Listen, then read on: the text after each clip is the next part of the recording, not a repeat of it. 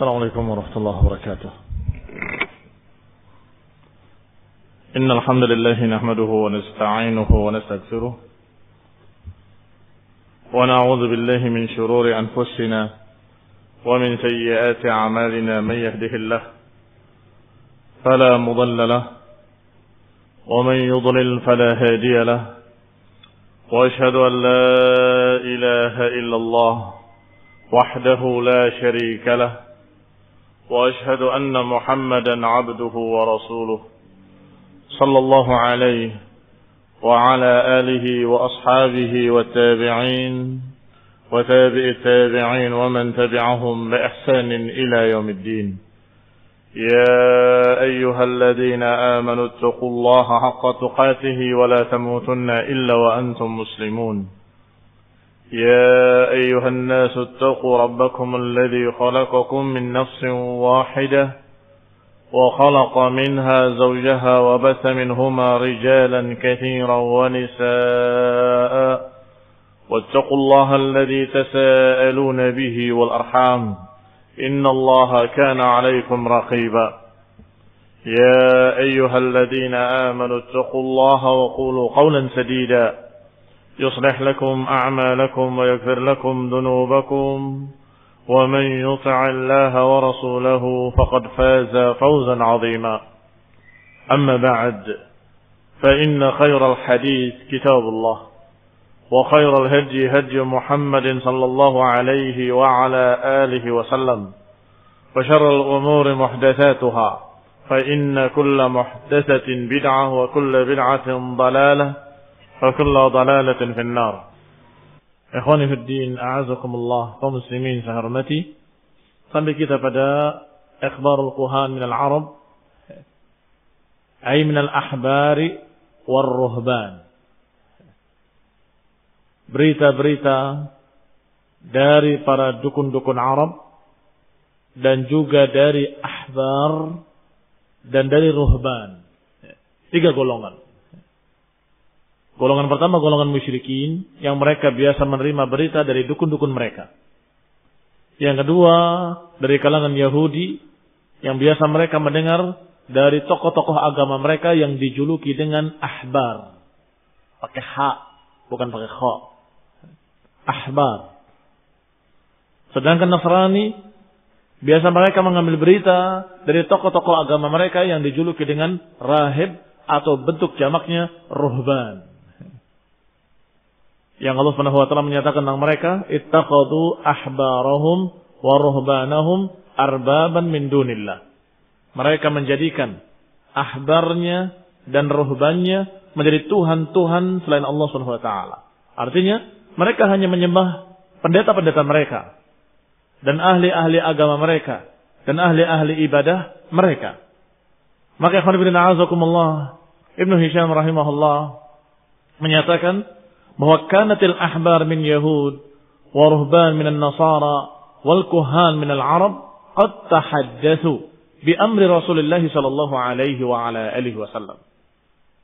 Kata beliau rahimahullah bahwa ahbar Yahud, para pendeta-pendeta dari kalangan Yahudi maupun pendeta-pendeta dari kalangan Nasrani maupun kuhan, para dukun-dukun dari kalangan Arab musyrikin, qad tahaddatsu, mereka telah membicarakan bi amri Rasulullah sallallahu alaihi wa ala alihi wasallam, telah membicarakan urusan Rasulullah sallallahu qabla mab'athihi, sebelum dibangkitkannya.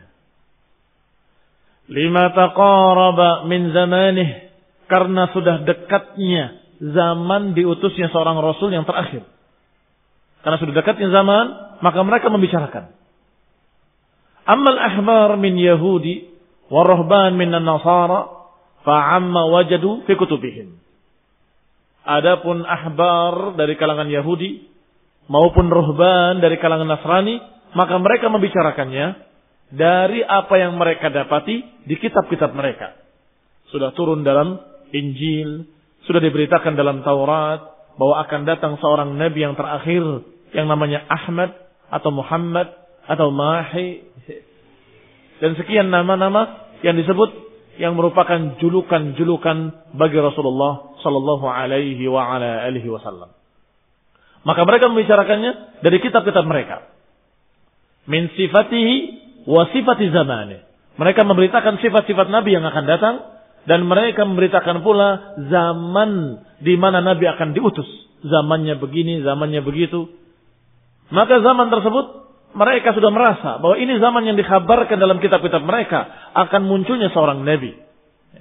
Dan digambarkan oleh mereka sifat-sifatnya dengan detail. Sampai dikatakan oleh Allah Subhanahu wa taala, ya'rifunahu kama ya'rifuna abna'ahum.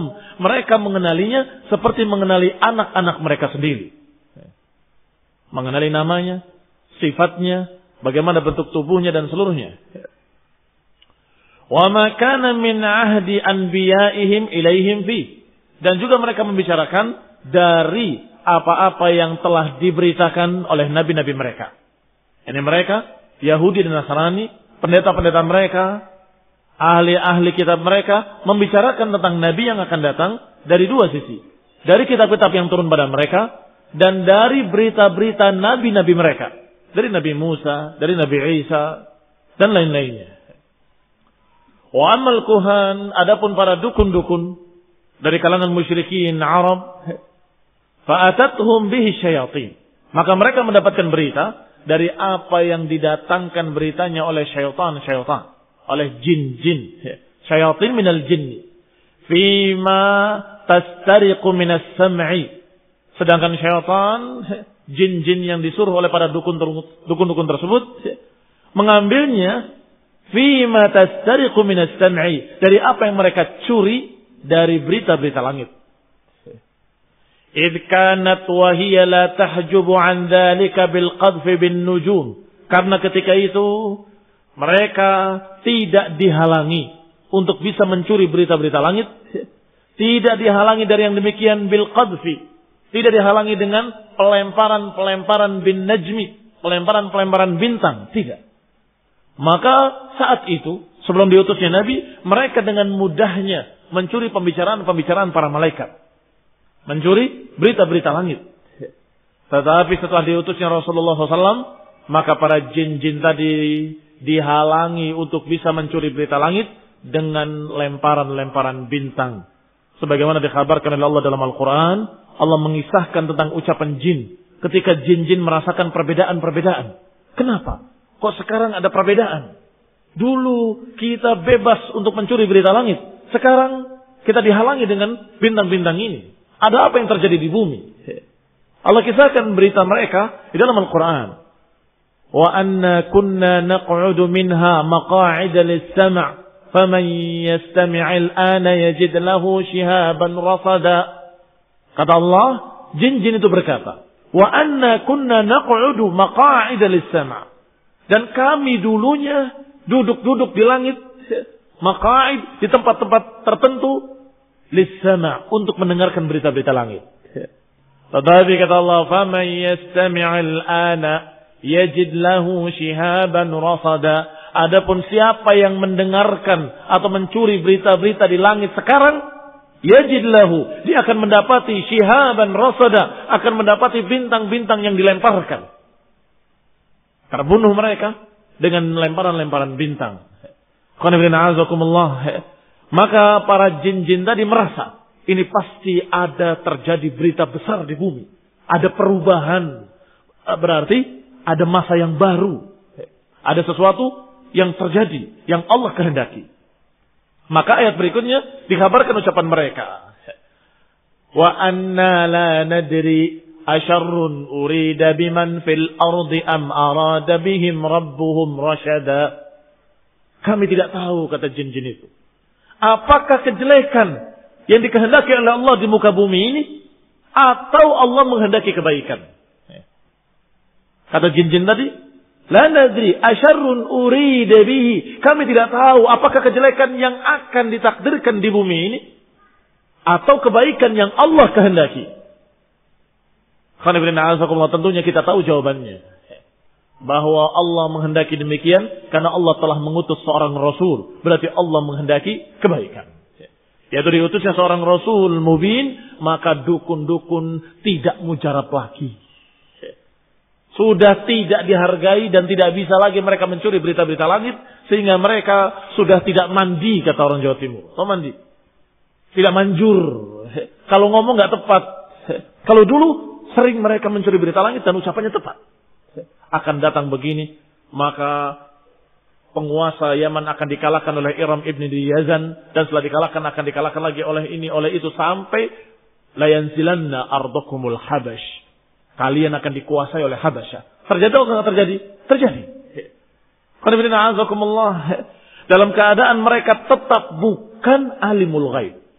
Mereka bukan alimul ghaib. Mereka bukan orang yang ahli tentang berita-berita gaib. Tapi mereka mencuri berita-berita langit. Yang sekarang mereka tidak bisa lagi mencuri berita-berita langit. Dan jin-jin tadi hakada dikatakan dalam sebuah riwayat. Hakada, ini seperti jari jemari ini. Yang satu paling tinggi di atas yang lain, sampai kemudian ketika yang di atas mendapatkan satu berita, disemparkan kepada yang di bawahnya, dilemparkan kepada yang di bawahnya terus sampai kepada dukun. Sanadnya dari jin, kemudian ke jin, kemudian ke jin, kemudian ke dukun. Jadi dukun mendapatkan dari syaitan, dari syaitan, dari syaitan, dari syaitan. Sanadnya sanad syayatin, makanya syarrul isnad, sejelek-jelek sanad. Bersama dengan itu ditambah dengan 100 kedustaan oleh para syaitan tadi. Maka tentunya ini riwayat yang paling kadzab. Karena riwayatnya dari kadzab an kadzab an kadzab an kadzab. Kembali kepada apa yang diberitakan. Kata Ibnu Hisham, maka berita-berita tentang Nabi sudah dibicarakan oleh 3 golongan. Golongan Yahudi membicarakannya, golongan Nasrani membicarakannya, dan golongan musyrikin Arab jahiliyah juga membicarakannya. Masing-masing dari sumber-sumbernya. Adapun Yahudi dan Nasrani dari kitab-kitab mereka, dari nabi-nabi mereka. Adapun musyrikin dari dukun-dukun mereka yang mengambil dari jin yang mencuri berita-berita langit sebelum dilempar dengan bintang-bintang. Hatta ba'athahu Allah wa waqa'at tilkal umur, hingga Allah utus Rasulullah sallallahu alaihi wa ala alihi wasallam, maka terjadilah apa yang mereka bicarakan. Wallati kanu yadkurun, apa yang mereka sudah sebut-sebut ternyata terjadi. Fa'arafuha, maka taulah mereka. Wa kana al-kahin wal kahinah la yazal yaqa minhuma dzikru ba'di umurihi. Memang dukun laki-laki maupun perempuan, tukang-tukang sihir mereka sering berbicara, tapi ucapan mereka tidak gubris, tidak dihargai.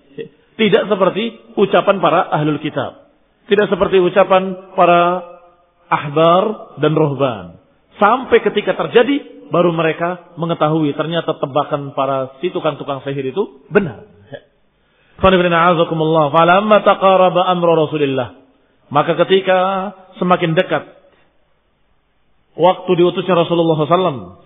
Wa hadara mab'athuhu, dan sudah hadir waktu diutusnya Rasulullah.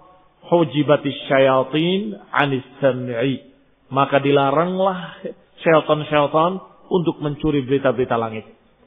Dihalangi hila bainaha wa bainal maqa'id allati kanat taq'udu listiraqis sam'i fiha. Dihalangi mereka, antara mereka dan tempat-tempat duduk mereka yang biasa mereka duduk di sana untuk mencuri berita-berita langit.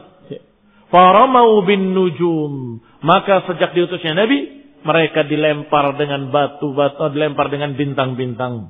Fa'arafatil jinnu anna dzalika li amrin hadas. Maka jin-jin tadi tahu bahwa ini karena sesuatu yang sudah terjadi di bumi, yaitu merupakan berita besar. Min amrillahi fil ibad, yaitu dari urusan Allah terhadap para hamba-hambanya. Demikian keadaan di zaman Rasulullah SAW, dalam keadaan sudah hampir mencapai waktu diutusnya. Rasulullah SAW dalam keadaan sudah menikah, dalam keadaan sudah berumur hampir 40 tahun, maka semakin ramai mereka yakin bahwa sekaranglah diutusnya seorang Rasul. Berkata Ibnu Hisham rahimahullah, wa kanat sifatu Rasulullah sallallahu alaihi wa ala alihi wasallam fima dzakara Umar maula Ghafrah an Ibrahim ibn Muhammad ibn Ali ibn Abi Thalib. Dan di antara sifat Rasulullah SAW, sifat khalqiyahnya. Sifat khalqiyah. Sifat khalqiyah ini sifat jasad beliau sallallahu alaihi wa ala alihi wasallam. Di antaranya apa yang diriwayatkan oleh Umar yang merupakan maula Ghufrah dari Ibrahim ibn Muhammad dari Ali ibn Abi Talib radhiyallahu taala anhu. Beliau berkata, "Kana Ali ibn Abi Talib alaihi salam idza na'ata Rasulullah qala." Bahwa Ali ibn Abi Talib kalau mensifati Rasulullah SAW, beliau berkata, "Lam yakun bit-tawilil mumaghat walal qasilil mutaraddad." Dikatakan bahwa beliau tidak tinggi dan tidak pula pendek. Dikatakan mumaghat artinya mumtadda, tidak tinggi menjulur dan tidak pula qasir mutaraddad, tidak pula pendek yang rendah. Berarti tidak terlalu tinggi, tidak terlalu pendek. Wa kana rib'atan minal qaum. Dan dikatakan rib'ah minal qaum. Apa rib'ah? Alladzi laisa bitawil walal qasir. Orang yang dalam keadaan tingginya pas. Apa istilahnya? Dalam keadaan tingginya seimbang. Di antara kaumnya. Yang tengah-tengah di antara kaumnya. Walam yakun bil ja'dil qatat walas sabut. Tidak keriting kecil-kecil. Qatat itu seperti titik-titik keritingnya. Yang istilah di sini keriting merica. Tidak pula lurus, kojor begitu tidak. Berarti bagaimana? Kana ja'dan rajlan. Beliau dalam keadaan hanya ikal berombak. yakni tidak keriting yang sangat, tetapi tidak pula lurus. Walam yakun bil mutahham, dan Rasulullah SAW tidak gemuk, tidak gemrot. Wala al mukalzam, disebutkan mukalzam di sini al mustadirul wajah fi sighar, yang wajahnya bundar, bulat, tidak begitu. Wa kana abyad musyraban, dan beliau wajahnya, badannya putih segar. Ad'ajal ainain, yang kedua matanya hitam pekat, yang kedua bola matanya hitam, bukan bermata biru wala kuning, tapi hitam. Ahdab al-ashfari, ahdab al-ashfar maknanya tawil, ahdabuha, panjang bulu matanya. Bulu matanya panjang. Jalilul masyash, masyash idham ru'usil mafasil, tulang yang ada di ujung pundak ini dalam keadaan digambarkan jalil, besar, tinggi ininya. Dadanya atau tulang di pundaknya bidang. Demikian pula kafid, tulang belikatnya besar. Daqiqul musrabah, musrabah disebutkan sya'r al-mumtad an sadr ila surrah, bulu-bulu yang ada di dada sampai ke pusatnya itu lembut. Daqiq artinya lembut, bukan bulu yang kasar, tapi bulu yang lembut. Ajrada shithnil kaffaini wal qadamaini, dikatakan syitn di sini maknanya ghaliyum. Ajrada maknanya qalil sya'r, sedikit bulu di tangannya dan di kakinya, tetapi dalam keadaan tangan dan kakinya dalam keadaan besar. Qala idza masya taqalla'a, kalau berjalan itu hampir kakinya tidak berpijak sepenuhnya karena cepatnya jalannya. Ka'annama yamshi fi sabab, seakan-akan beliau berjalan di tempat yang dalam keadaan menurun. Bagaimana kalau orang berjalan di jalan menurun? Kakinya hampir tidak berpijak karena cepatnya dan karena dia berjalan di jalan yang menurun. Dan seperti itu beliau berjalan. Walaupun jalannya tidak menurun, beliau berjalan seakan-akan berjalan di jalan yang menurun karena kakinya tidak memijak dengan sepenuhnya. Idza tafata ma'an. Kalau beliau menengok dengan seluruh badannya. Tidak begitu, tapi begitu. Menengok dengan badannya. Baina katifaihi, di antara dua pundaknya, di belakang punggungnya khatimun nubuwah, terletak tanda kenabian yang bulat seperti telur burung. Wa huwa sallallahu alaihi wa ala alihi wasallam khatamun nabiyyin, dan beliau adalah penutup para nabi. Ajwadun nasi kaffan, yang paling bagus tangannya. Wa ajra'anna sadran, dan paling bidang, paling bagus dadanya. Wa asdaqan nasi lahjatan, dan paling jujur pembicaraannya. Wa aufan nas zimmatan, dan yang paling menjaga amanah, yang paling menjaga janji. Wa alyanuha arikatan, dan yang paling lembut kulitnya. Enam. Arika disebutkan husnul ishrah, paling lembut dalam bergaul. Wa akramahum ishratan, dan paling mulia dalam bergaul. Man ra'ahu badihatan habahu. Siapa yang melihatnya baru pertama kali akan segan. Yani merasa orang yang sangat berwibawa sehingga takut. Kalau pertama melihatnya, habahu, merasa haibah kepadanya, merasa yang dihadapinya adalah sesuatu yang besar sehingga dia takut. Kalau pertama melihat. Wa man khalatahu ahabbahu, tetapi sudah setelah bergaul akan cinta kepadanya. Jadi pertama melihat terlihat berwibawa. Ketika bergaul cinta. Demikian Rasulullah sallallahu alaihi wa ala alihi wasallam sebagaimana digambarkan oleh Ali bin Abi Thalib radhiyallahu taala anhu. Yaqulu na'ituhu, berkata orang yang mensifatinya, lam ara qablahu wala ba'dahu mithlahu qat. Aku enggak pernah melihat orang yang seperti itu sebelumnya dan tidak pernah melihat yang seperti itu setelahnya sama sekali. Sallallahu alaihi wa ala alihi wasallam. Sifat Rasulullah SAW minal Injil. Sekarang sifat yang digambarkan dalam Injil. Berkata Ibnu Ishaq rahimahullah, qad kana fima balaghani amma kana wad'a Isa ibn Maryam fima ja'ahu min Allah fil Injil. Lihal al-Injil min sifat Rasulullah sallallahu alaihi wa ala alihi wasallam.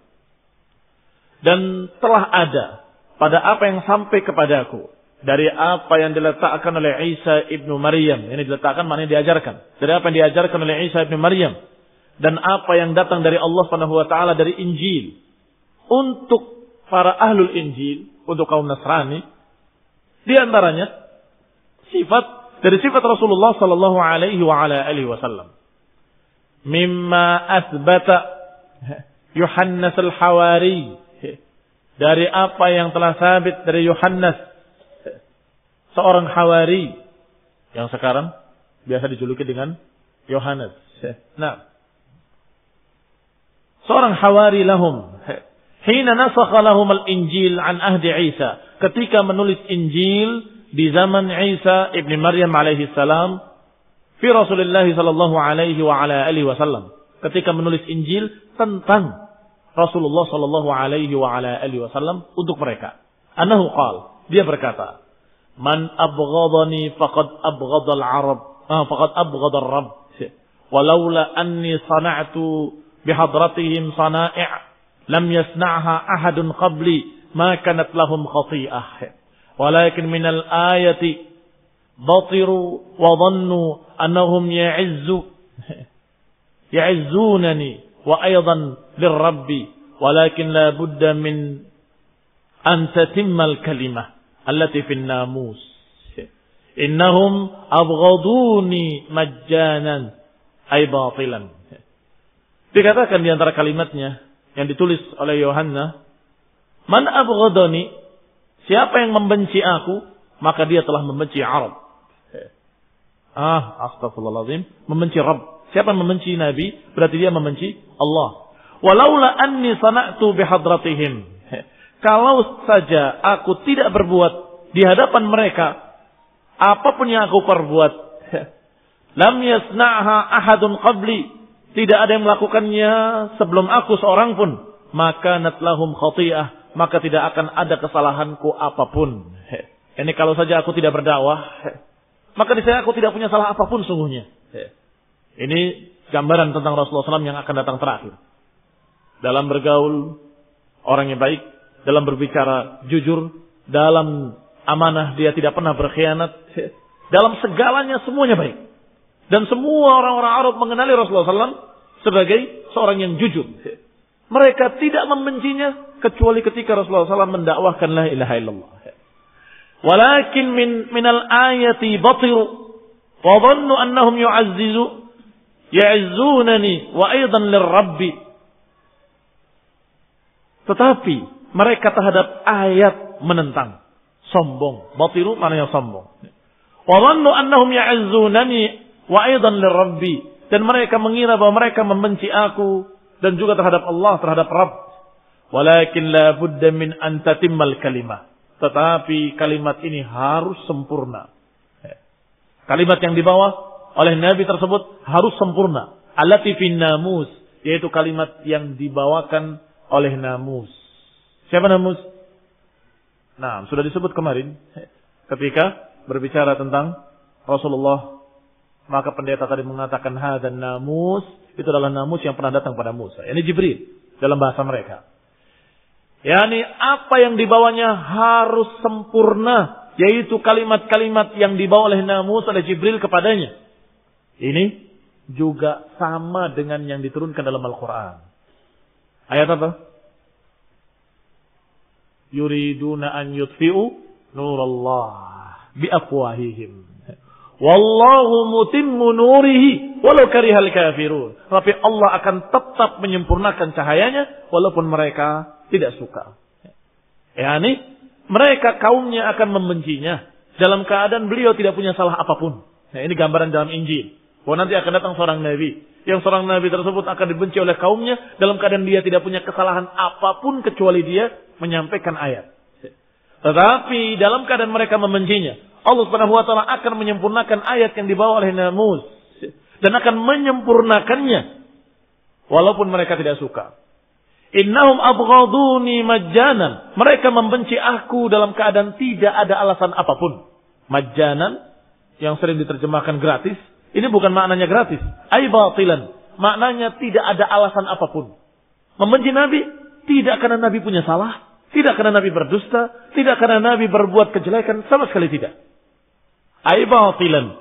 Falau qad ja'al munajjimanan hadzal ladzi yursiluhu Allahu ilaikum min 'indir Rabb. Walaupun telah datang berita munjamannan hadzal ladzi yursiluhu Allahu ilaikum min 'indir Rabb.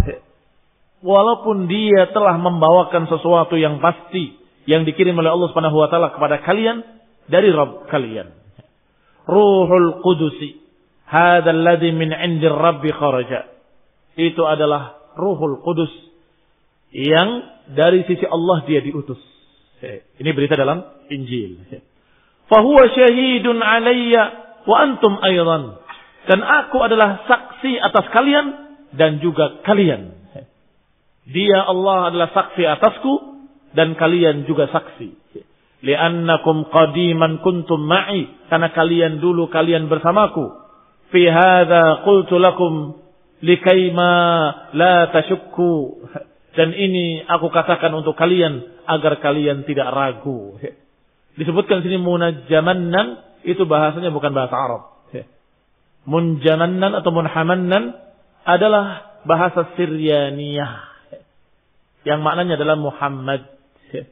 Wa huwa birrumiyah, dan disebutkan dalam bahasa Romawi Baraklutus. Ini dalam bahasa Romawi. Dalam bahasa Syriani munhamannan. Dalam bahasa Arab Muhammadan. Nah, yang maknanya semua sama, yang terpuji. Demikian ikhwan fillah azakumullah.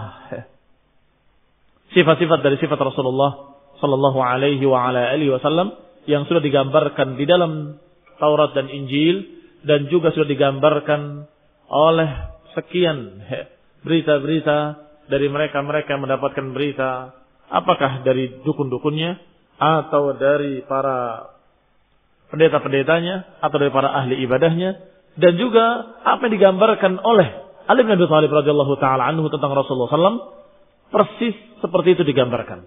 Kadang digambarkan tentang akhlaknya, kadang digambarkan bentuk tubuhnya, kadang disebutkan pula namanya. Kadang disebut dengan Ahmad, kadang disebut dengan Muhammad, tetapi dengan bahasa Syriani atau dengan bahasa Romawi atau dengan bahasa Ibrani, sehingga diterjemahkan dalam bahasa mereka tidak lagi Muhammad. Maka mereka ketika membaca tidak terkesan ke sana, bahkan kadang-kadang pendetanya menyelewengkannya kepada makna lain. Padahal telah ada dalam Injil mereka yang demikian, yang belum dirubah. Disebutkan di sana, telah datang orang yang terpuji begitu. Mereka menafsirkannya orang terpuji, maksudnya ini, maksudnya itu. Tidak mengatakan bahwa itu adalah Muhammad sallallahu alaihi wa ala alihi wasallam, nabinya kaum muslimin. Ini karena pengkhianatan para pendeta-pendeta tersebut setelah Nabi benar-benar muncul. Sebelumnya mereka tidak tutupi, mereka buka akan datang seorang Nabi begini, begini dan begitu. Tetapi ketika datang benar-benar pada mereka, mereka menentangnya dan mereka memutarbalikan maknanya dan menyelewengkan maknanya kepada makna lain. Ini keanehan ahlul kitab dari Yahudi dan Nasrani. Sebelum datang mereka menunggu-nunggu, mereka menanti-nanti, tapi ketika benar-benar datang pada mereka, mereka mengkhianatinya dan mereka menentangnya. Mulai mereka menutup maknanya yang asli. Maksudnya orang terpuji, ya semua orang yang terpuji. Orang yang soleh, orang yang baik. Bukan maknanya adalah Muhammad sallallahu alaihi wa ala alihi wasallam. Ini pengkhianatan dari mereka para pendeta-pendetanya. Nasallahu taufiq wal afiyah. Nasallahu salam wal hidayah. Subhanaka wa bihamdik, asyhadu an la ilaha illa anta astaghfiruka wa atubu ilaik. Assalamualaikum warahmatullahi wabarakatuh.